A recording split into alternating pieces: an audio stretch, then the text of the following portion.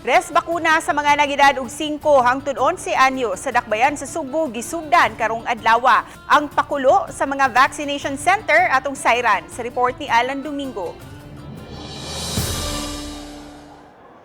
Ingon ni ang dagway sa duha ka mga vaccination sites alang sa mga nag-edad og 5 hangtod 11 anyos, ang Ayala Center Cebu ug ang Cebu City Sports Center.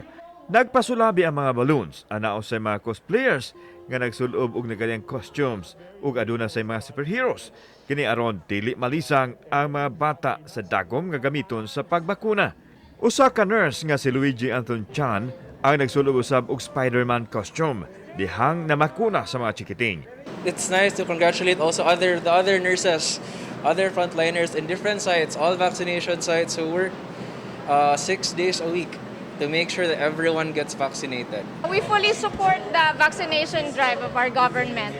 Suma ni Dr. Ibones nga sa pagkakaroon kadto mga nakarehistro lang una ang unahon sa pagbakuna.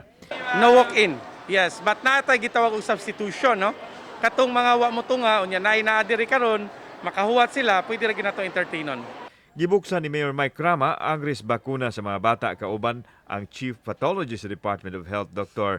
Mary Jane Loriche ug ang Pangulo sa EOC nga si Konsyel Joel Garganera.